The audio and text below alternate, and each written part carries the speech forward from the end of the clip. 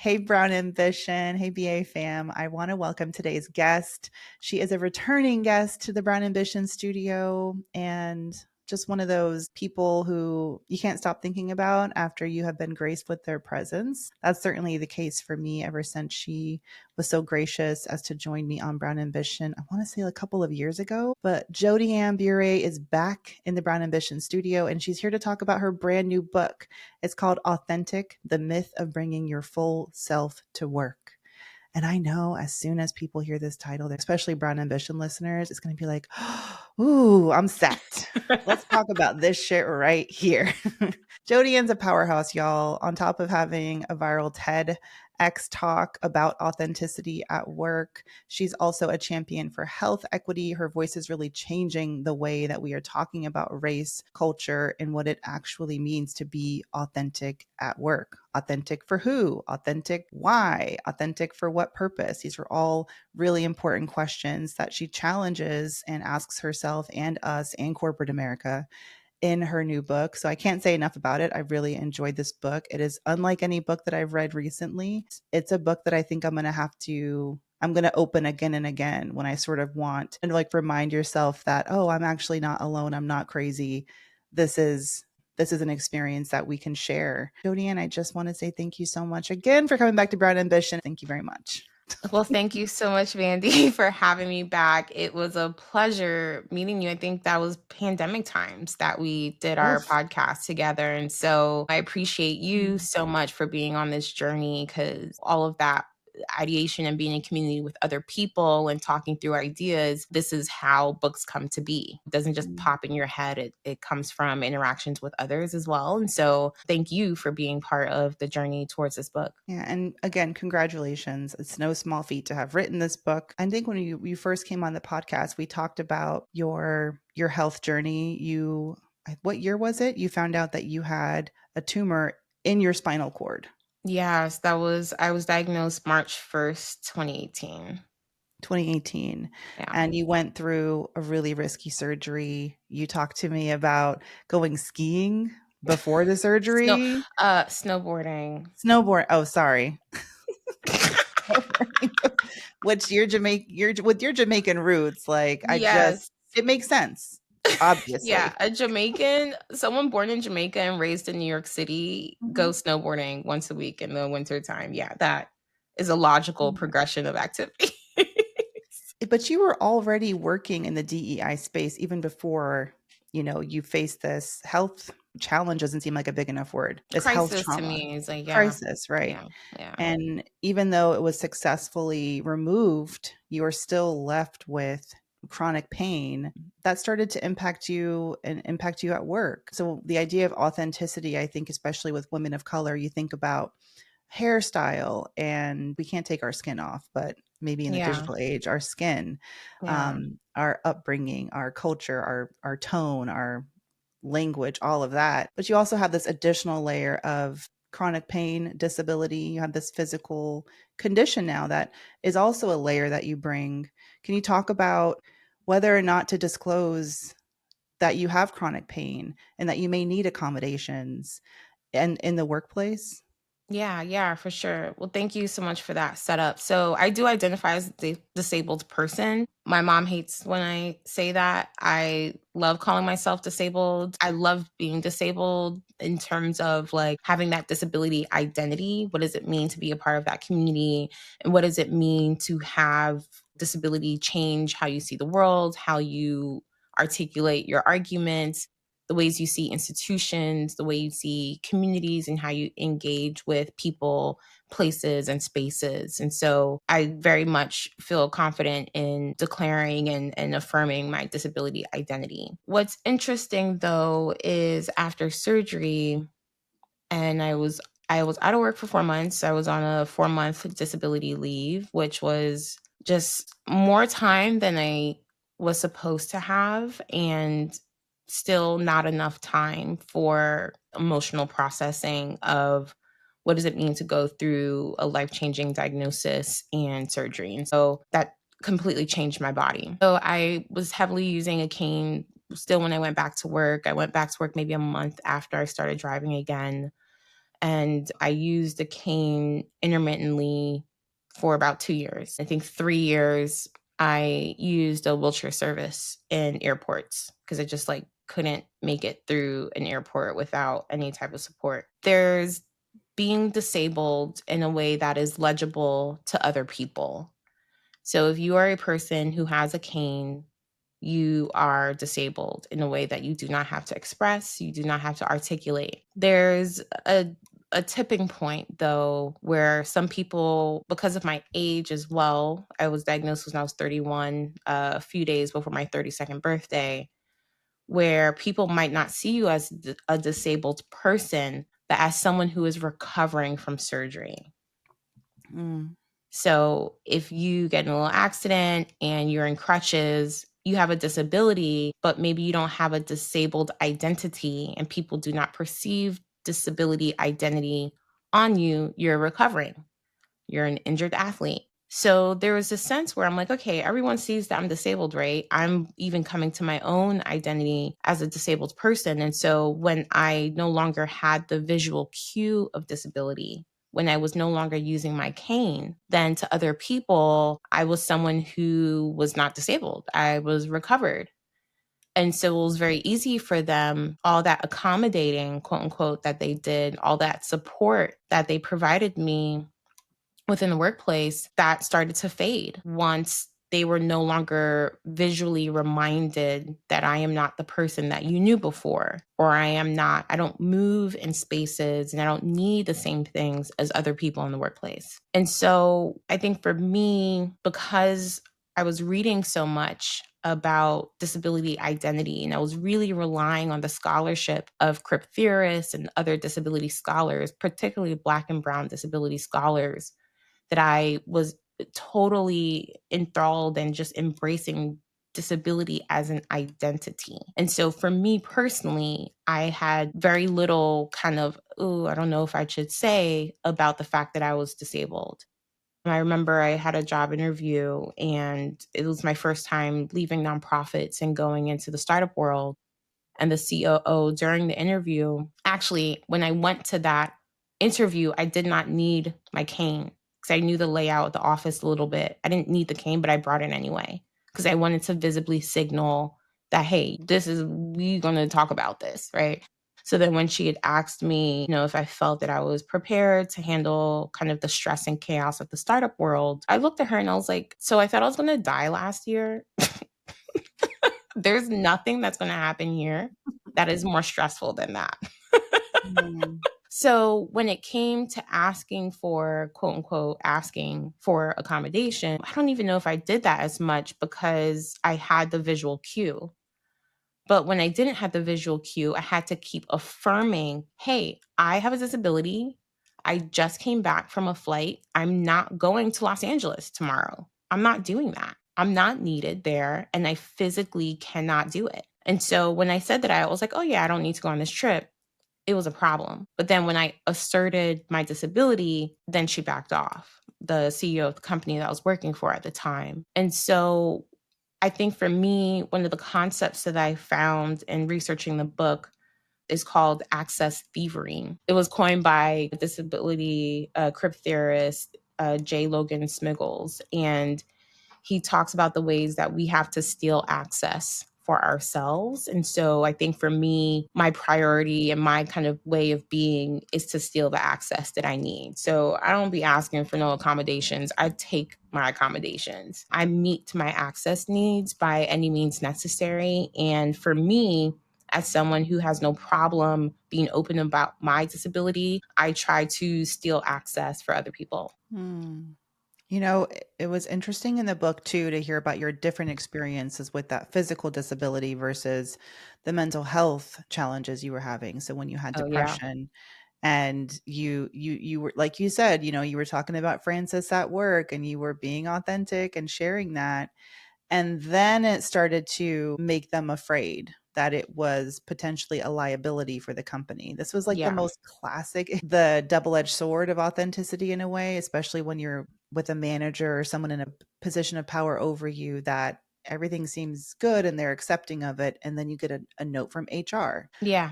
reiterating that, oh, we just want to remind you, You are required to travel 30% of the year. I just want to be sure you're committed to that.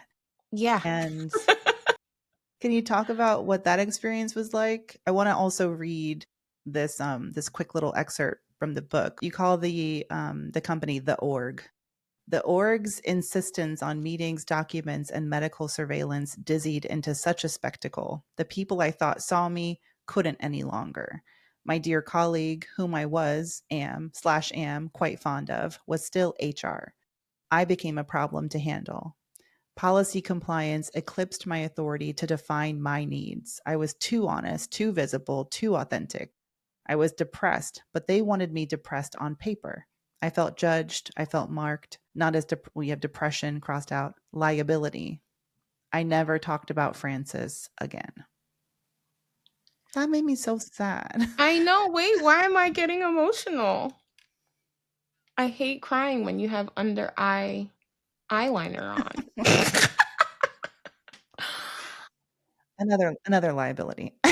Exactly. That's another liability. Wow. I didn't know I was going to get emotional about that. Depression is the worst. When you're battling depression with intense feelings of suicidality, it's tough. During that time, I was stealing a lot of access for myself. So the org had a work from home policy that I think was appropriate for any workplace where you can work remotely. But if you worked in the office, great. If you didn't work in the office, you didn't work in the office.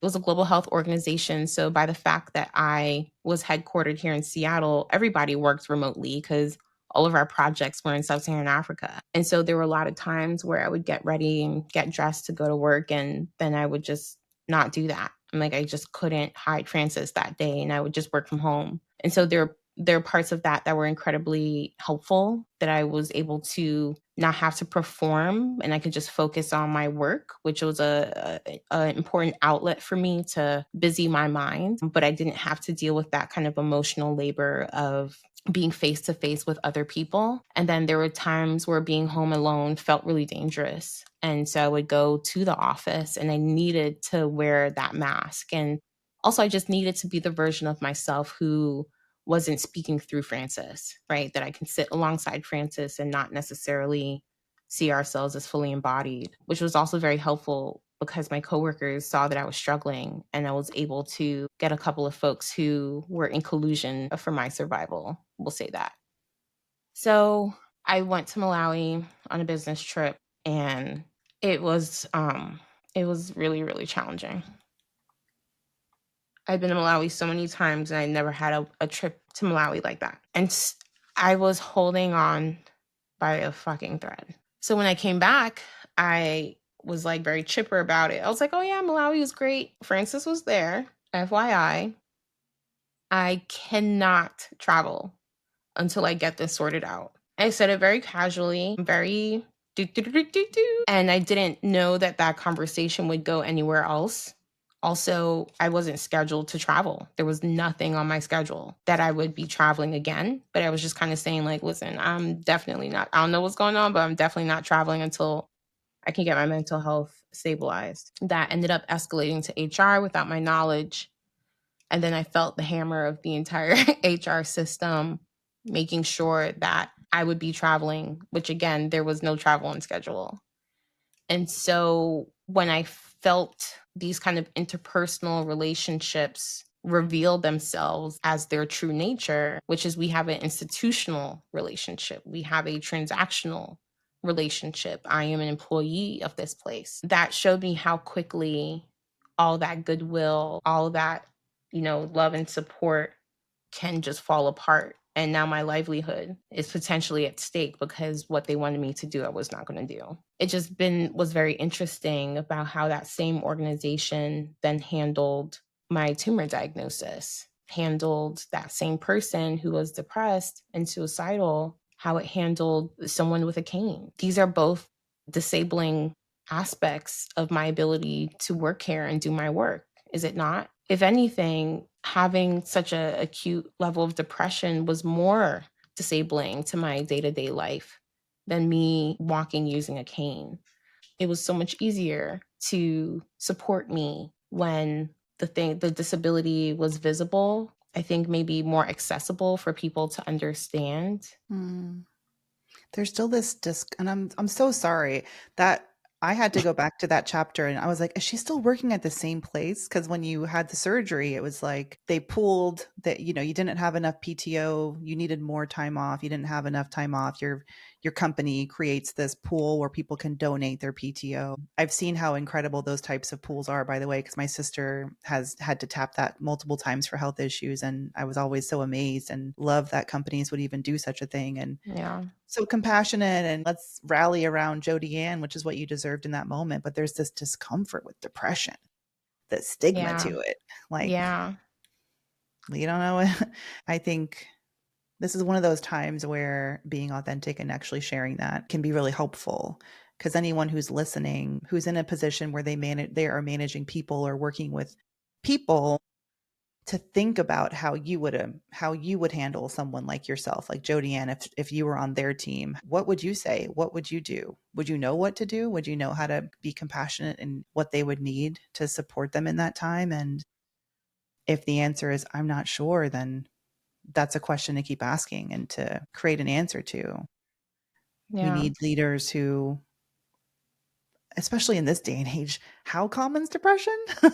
Like, Oh, especially yeah. post-pandemic, we should probably have a plan for this. And how you didn't stay there very much longer, but No, and of all the jobs I've had, I was there the longest. But I think even if I didn't have those negative, I didn't leave because of that. I left because, you know, to the point of even talking about Tremaine Lee's book and his experience, I went through a massive health crisis that changed how I saw myself. In order to stay alive, to still be here, I had to change my life. I could not fit this new version of myself into the routines of my life that I had before. And so a big part of that was leaving the comfort of this job that I knew, because I had so much social capital, that it would be the ideal place for me as I was navigating, this post-operative recovery and shifting of my own self-concept. That was the best place for me to work. But I could not be a different person in the same setting. So that's really why I left. I think because of that experience, there's a line in the book where I say, I'm not a worker, I'm a person at work. And it was because of my disability experience, because I went through that even when I went on to manage other people, I don't need a checklist that says, what do you do when your report has someone who passes away, but they're not a close family member? What do you do when your coworker or your report needs this thing, but there is no policy in place of how to get them that thing? My report is a person. And so I treat them like a person and we figure it out. In a lot of ways, they're, regardless of whatever the policies are within the institution, within the workplace, as a people manager, you can steal access on their behalf. Oh, yeah, you got to go do this thing, you got to go do that. Cool. I'm not telling nobody that. Like, exactly. go do what you got to do, right? Mm. If I'm working with an independent contractor and there's no built PTO for them, yeah, take the rest of the week off and and bill the hours. What are ways that we can steal access? What are ways that we can? And I love the idea of thievery. I love the idea of stealing, because that's the thing that managers and companies are so afraid of. That's why they make accommodations processes so hostile, because they're trying to weed out people who are quote unquote gaming the system, quote unquote abusing the system. There was this woman, because I was talking about this Mm. on LinkedIn, and she was like, some of these people, they're like children and they want to take a whole day off because they have a hangnail. Um, and what's it to you? Mm. Do I not have PTO? It doesn't And matter what I and do don't let during it that be a time. woman of like to be a woman of color and to need additional accommodations. It just feeds into that whole idea of us being leeches on society and resource sucking. It's this toxic narrative that we're in now that's been free to persist and proliferate. That makes me really worried. I mean, I've been even more worried for BIPOC people at work, women of Mhm. color, like who are dealing with something and are too afraid that may make them a target. I want to read this other little excerpt from the book. In this excerpt, you say, my manager knew about my spinal cord injury, but when you're Black or a woman or fill in the blank with inconsistent access needs, she treated me like I was either lying, lazy, or just being difficult. I didn't look broken enough for accommodations. I didn't feel broken enough to insist. I stood on stages in pain, sat in hours-long meetings in pain, traveled without notice in pain, and stayed quiet in pain until I could. I need this because of my disability. I can't do that because of my disability. My manager apologized one week only to push back the next. It was a boom bust cycle of disregard. I read that because I do career coaching, right? And I have coached women who are dealing with this exact same scenario. Mhm. And it's like an almost impossible situation. And I wanted to ask now, you worked for a big corporation in Seattle, one of the big ones, right? And since then, you've carved out this career for yourself as a speaker and an author and a writer. Do you ever feel like there's a place where you could find in corporate or in a traditional role where you could be comfortable bringing all the layers of yourself today as a version of yourself as you are? I'm asking that because I ask myself that question. Yeah. I don't know if I could. It would take a really special place. Yeah, I mean, no, I don't know, and I don't even know if I'm looking for that. I think if I were ever to go back to traditional work, what I don't know if this book makes me unemployable. Real talk. So, You mean your book about being authentic? Have you authentic girl boss too close to the sun? That's my fear too. I don't know if this podcast makes me employable yeah, anymore. yeah, and to And be yeah. certainly not. Because girl, today literally the episode aired on Brown Ambition where it's me taking off the mask of depression to my audience. And a huge reason why I did that is because I just felt like a liar and I hated it because I'm not a liar. I'm always authentic, but there's a version of me that has emerged the past couple of years. I just haven't updated my iOS. It wasn't matching the tone, the brand, the persona that was true to me a couple of years ago. Yeah. I just needed to update them. Here's a little iOS update. Just wanted to let you know you Yeah. can opt out or you can like get on board. And the vulnerability hangover afterward, Oh, yeah. massive. Yeah. I was like, thank God I have Jodi-Ann to talk to about this decision. I'll Oh, say this. Whether I did think about that. Does writing a book, does saying the things that I want to say make me unemployable? And then a really good friend of mine reminded me that capitalism eats itself, right? You can have books that are critiquing capitalism, that are critiquing Amazon, and it could be the number one book on Amazon. Like, I'm not too worried about that. I had a friend text me a couple years ago who he found some job opening somewhere and he's like, man, Jodi-Ann, like I work here. I can connect you. I saw this job posting. And I'm like, wow, this company could really use a leader like Jodi-Ann. And I texted back, I said, baby, I work for myself now. Here's what the real question is. Does Jodi-Ann need a company like this? I'm not really looking for a place where I can bring my full authentic self to work. That's just a narrative that I don't subscribe to. Right now, my priority is like if I go back to traditional work, not even that. The thing that I need to solve for is health insurance. I need better, more affordable health insurance. And in America, because we only save people's lives if it can make companies money, it is really difficult to be a full-time artist and stay alive. That's what I'm solving for.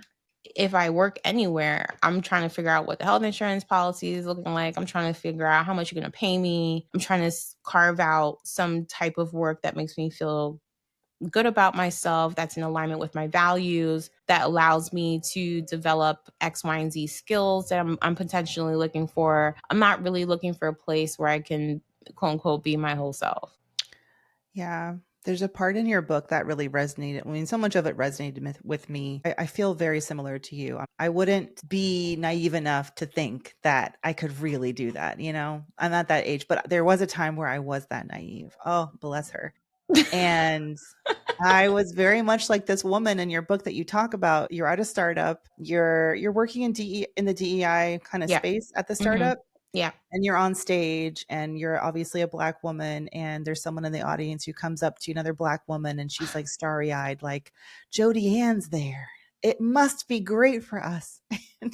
And you look at her and you're trying to like convey the get out stare, like the no Yes. no no no no no. Are you But sure? and then soon enough you see her at the company, she's gotten a job, and you kind of have this back and forth on the phone voice notes where she's like, yeah, girl. You apologize for like not like warning her more effusively, but she's in that frame of mind. I wouldn't have listened.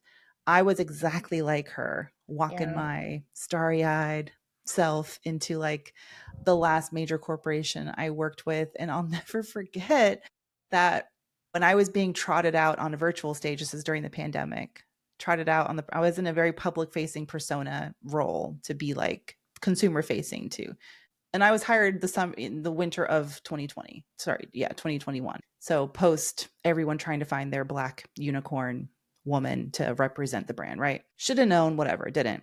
And there was two women of color, two black women who just were like, "Oh, I'd love to put time on your calendar to get to know you." And one in particular was like, "Girl, this is not what you think it is." And I remember leaving that call like, wow, misery loves company. Some people are just so negative. Doesn't she know I'm different and special? Yeah. And that this is, I'm going to change the shit. And meanwhile, completely, and was out on my ass like just a few months later. And so this part where you say, when you realize, you say the startup wanted my black face, my black experience, my black insights, my black abundance, my black professional network to evade criticism for being yet another company built for white women by white women. But the visibility imposed on me aligned with my desires to advance my career. Nonprofits didn't pay as well or offer enough public exposure. And you use an expression we're going to talk about. I took a sabbatical gaze in pursuit of the kind of professional visibility I wanted. That was so real because I wanted that damn job. It felt good to be Yeah. chosen for that. It felt like big brand, big money, big opportunity. Ego was purring Yeah. Yeah. and I was being set up to fail. And so I want to stop there and ask you to talk about the sabbatical gaze and what that means and where that comes into play in your career. So the sabbatical gaze is my riffing and trying to think with my kind of first intellectual hero, Bell Hooks. In one of her books, Black Looks, Race and Representation, she talks about the oppositional gaze and she interrogates Black women's looking relationships with pop culture. What are the ways that we have to be critical spectators because the dominant narratives don't exist to affirm us. So there's this way that we have to kind of ignore our own identities and ignore everything that we know to enjoy this movie, right? To watch this TV show, to listen to this song. In the chapter where I'm talking about this, I mentioned this Nike commercial that Serena Williams had narrated. I think like a lot of Black women, we feel very connected to Serena Williams because she is the image of Black excellence, but her excellence is not enough to protect her professionally. It's not enough to protect her in terms of her own life, even going through a major health crisis. And I'm like, well, Serena Williams almost died during childbearing, and her excellence and her money and her status didn't protect her. So what hope do we have? So I'm so emotional about the commercial. I could watch that commercial right now and cry. But Alicia Montano, who's a middle distance runner, I believe, a world champion, Olympian, she was branded as the pregnant runner because she competed twice pregnant, once when she was like 8 months pregnant, too. So she just got dubbed the pregnant runner. She was also sponsored by Nike. She came out with a New York Times op-ed and mini documentary and started this campaign called #DreamMaternity. And she talks about the ways that as a Nike sponsored athlete, even though she was celebrated for being pregnant, she got all this visibility for being pregnant. Her pregnancy was not supported. Nike and the Olympic Committee do not pay athletes who are pregnant postpartum. If you are not racing, you do not get paid and you do not get health insurance. So Allison Felix, one of our most decorated track Olympians, also talked about the ways that she was not paid and didn't have health insurance when she was pregnant with her child. I had a feeling about that. It's Nike. Why do I think Nike is out here standing for women and girls, despite the Serena Williams of it all, despite the message of it all? There are ways that we can just get lulled into the seduction of feeling so seen by these images that we don't want to look. And so maybe we clock the criticism, we clock the questions. What are ways that we are intentionally not doing that work? And so we take this kind of sabbatical. I see it, I could do it, I see the analysis, I don't want to engage. I don't want to look. I want the pleasure of feeling seen. What happens though when you take that rest is other people are looking at you. So I'm here pursuing the things that I want to pursue professionally, and other Black women are looking at me thinking that if Jodi-Ann is here, then this is a safe place. And it's not enough for me to be safe. It's not enough for me to get what I want from this particular company if that means that I'm hurting other Black women. That hurts me. And so just kind of pushing back on myself for the ways that we take these sabbatical gazes and we don't want to engage, it corrupts us in a type of way.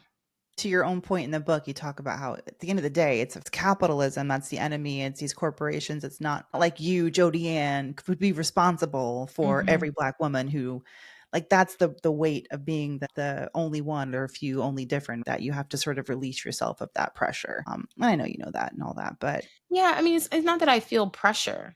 It's am I walking in alignment with my own values? Am I moving in a way that I feel good about? That is also authenticity. So my pursuit for visibility is, yes, true, but what am I willing to sacrifice? Because what happened to me at that job is that I stood in this in between. I'm representing an institution, but I also represent this community. If I do something right at the company, I'm hurting people that I care about.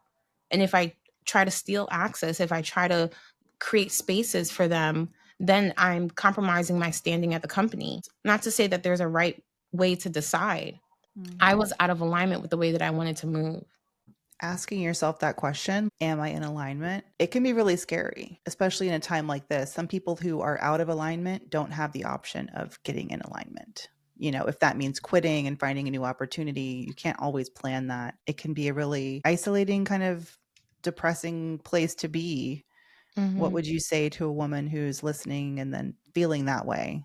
Yeah, I say this in the book several times. I'm not telling you to quit your job. That's not my job. I'm laying out my own experiences, experience of other people. I'm laying out research and cultural commentary, all of these things. And I hope it's confronting. And then you decide however you decide of the ways that you want to move after that. I would say to look at the ways that you're defining status and success. And if maybe that's a way that is driving you to make decisions that are harmful to your health, well being, self concept, etc. Because we can even see in this kind of labor movement surge that's been happening, since the pandemic, with the great, resignation and all the kind of worker actions that have happened since. What I have found is that people who have the most resources feel like they have the most risks. They can't lose that big job at that big corporation that's, sinking them into a deeper, deeper in depression every day. I know a lot of people who are very well educated, very highly paid, and they make decisions in ways that you think that if they didn't have this job, they'd be on the street tomorrow. So I would just kind of challenge that there is more room to make changes in our lives than we think. Because I feel like the people who take the most risk are the people who have the least amount of resources. And often they're advocating for all workers in a way that we eventually benefit. As someone who lives in Seattle, I've never worked at Amazon. I've interviewed, but I've never worked there. The ways that Amazon treats its warehouse workers are structurally very similar to the way that they treat Black and Brown people who work at headquarters. If the office workers and the warehouse workers were in collusion in some way, maybe there's a larger movement for workers' rights that could be on the horizon for us. Those are big macro things. If I'm talking to an individual person about their individual problem, I would just encourage them to really survey their lives and survey the decisions that they can make and to see what are ways that we can better ensure our health and well-being. Our jobs are also tied to health insurance. It's the way that we can take care of ourselves, the way that we take care of our families. And for a lot of Black and Brown communities, we're not just taking care of the people in our household, especially during a time when Black women are being so unlawfully and immorally targeted and our livelihoods and survival are on the line. There's a not insignificant portion of the country that are celebrating that. I think the calculus just looks different. I would say think about your choices and know that you cannot make a bad choice. You can't make a bad decision. And decisions don't have to be permanent either. Absolutely not. An idea of permanence. Absolutely Such a not. path Yeah. to suffering. I think what I enjoy about your book too is you're not giving one clear path, but it is a challenge and a call to action to just like examine how you're moving. And I feel like to not have the illusion that what we do at work doesn't impact our well-being overall. That being said, I feel like the freedom of just looking at the way who you are at work a little bit different than where you are outside of work can be helpful. I guess you'd call that code switching, but maybe not looking. Do you think that it's too risky to look for community? Do you think it's in this current climate too fraught, too risky to open up to colleagues at work at a time like this, and that we should be looking more to spaces like this, to one another, to peers outside where it's maybe a little bit safer to be Yeah. to be. Honestly, and this is the biggest driver of the book, is where we gathering and how we build relationships and community beyond the institutional gaze. There's so much of our relationship building that is so surveilled within the workplace. Even employee resource groups has such a wonderful, beautiful space to find other people who are similar to you, have similar experiences, have similar values to you. That's also an incredibly surveilled environment. And there are limitations on what you can do together. So I'm a firm believer in whisper networks, in building relationships outside of work. You can build professional relationships that aren't necessarily within your organizational reporting lines. So I think the biggest thing for us in this new kind of authoritarianism and fascist regime is to find communities and building strong communities that are not surveilled. That is the foundation of whatever is going to come next. So that was a challenge for me, especially coming out of the pandemic, especially coming after a major health crisis where a lot of the relationships that I had did not exist anymore after I got out of the hospital, which is like a whole other conversation for a whole other podcast. But my whole entire social world fell apart. Then the pandemic, then I don't work anywhere. Have people that I get to see every day. And then writing a book makes you really isolated. Even in the process of writing this book, I was like, girl, where are your people? When shit goes down, where are you going? Who has your back? Whose back do you have? So that has pushed me to create with other people. I do this reading series in Seattle now called Lit Lounge, The People's Art. And the people that I'm working with, we used to work together at a company, right? But I was like, wait, you know how I work? I know how you work. Hey, let's do something for the people. Even through building Lit Lounge, building that community of just so many beautiful Black and Brown people who want to spend a Friday night listening to literature. That is the foundation of whatever could come next. I would just encourage people to build and invest in your social worlds, because then the multiplier effects of that are just limitless. And your physical social world, not the parasocial, the social media, which has Yeah. its place, right? It has its place, but you got to know people. You got to know somebody who's going to drive soup to your house, right? You got to know somebody that when they're having a tough time, you're dropping everything to go and support them. Like deep, deep, deep community. That's not a like on Instagram. What are ways that we're showing up? Because when the risk is high, which it is high, incredibly high for us now, we need those people. I have this opening scene with me, my physiatrist, Dr. Singh, and he's telling me about the tumor. And so I went to his office and he signed a really lovely note for me in his doctor handwriting, but right above that chapter. A lot of people want me to read from that chapter. So every time I open the book, I see his handwriting, and like those little moments of the tour are just this, this is giving me joy. It's just so nice to connect with other human beings, which is the point of the book. How do we draw each other near and be in collusion and be in community with each other? Well, I am really, really damn proud of you. And I'm kicking myself that I didn't think to like look at your events and in my mind. The book came out this week. The book came out last month. Thanks for being so candid about the experience for you. I feel very seen and like I can live to write another day and there is an Yeah, end to it this is. journey. It takes the And time that it takes. it takes the Matt Johnson time. told me, so that's how you know it's true. Well, I'll quote you when I say that back. Quote, So quote when I Matt was Johnson. really struggling, this incredible writer, do you know Jodi-Ann Burey? Have you read her book? Yeah. I'll be like, she told me the best advice. It takes the time it It takes. takes the time it takes. Well, Hashtag Matt thank you Johnson. so much. All right, Brown Ambition fam, I need you to go follow Jodi-Ann everywhere. We're going to put her Instagram in the show notes. It's at Jodi-Ann Burey. And where else? What else? We got to put a link to the book. We got to go pick up the book. How else can we support you? Just hear the book with other people, talk about the book. I have a couple of folks who come to Lit Lounge. They all got the book, and at Lit Lounge, they decided to do a little book club, which I thought was just so Mm. cool. It was just like, I know it's like two people, there's like a couple people who knew each other, but the whole group has never done anything together. And so what Mm. I heard is that one person cooked, they ate good food, they had a fire pit and just like talked through the book. And the conversations that they were having that I heard about were just like, man, this is the point. This is the point.